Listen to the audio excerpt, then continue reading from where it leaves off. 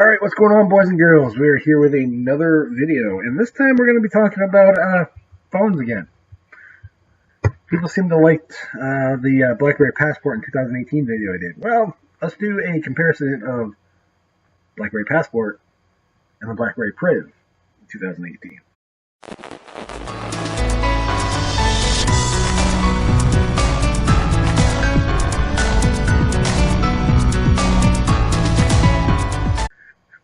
So I use the Passport for probably about 6 months as my primary driver, and I love it. I still love BB10. It has just enough of what I need, and it's a great productivity tool for me.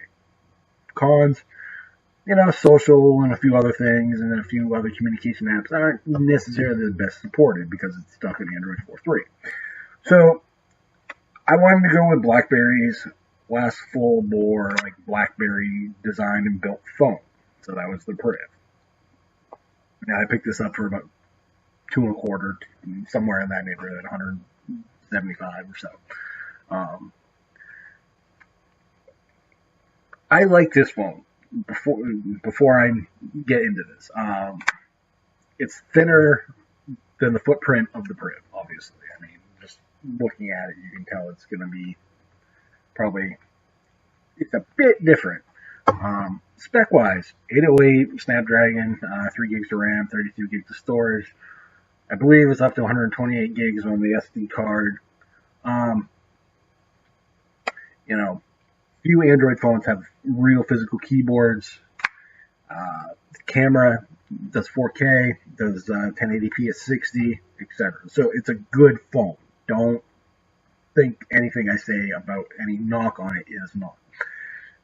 The problem I have with it, and this is some transition time that it takes, the keyboard on the Passport is one of those things that takes getting used to.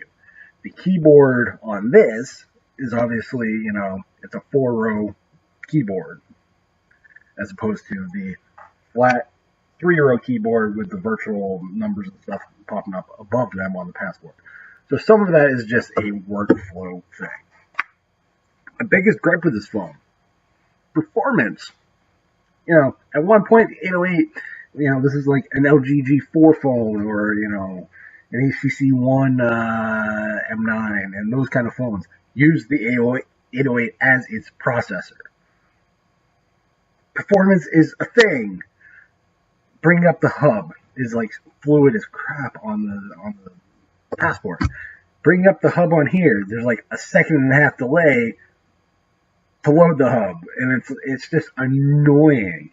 There's these weird little performance hiccups that kind of drag down the overall experience that BlackBerry went for with the Priv. Application switching sometimes, overheating, that's the thing. It's not terrible, but like on a hot day and if you're using your phone a lot, full brightness, full bore, you'll get the, nice lovely warning triangle up in the corner of Android telling you that your phone needs to cool down. So, it's just weird stuff like that. And don't get me wrong, like the Passport has its own heating issues, but I don't get the same amount. Battery life. It's Android. It's not bad, it's not terrible, it's not good. When you're coming from this to this, there's a definite, you'll notice the difference in battery performance. Standby time's great on this. It's fine. Usage time is better on this.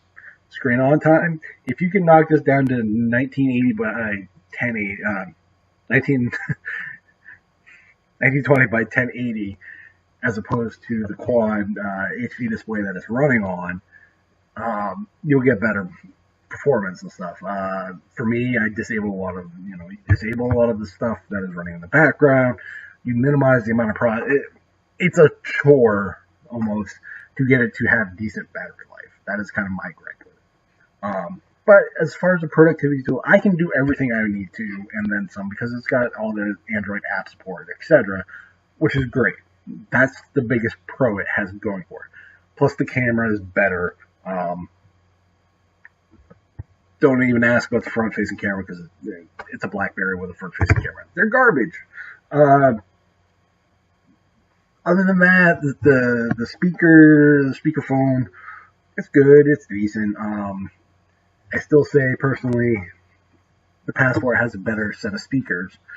Um, that is that's the problem. It's good, but I still find that the Passport's better, and that's where the conundrum is. And I'm talking from software experience, build like this feels fine in the hand.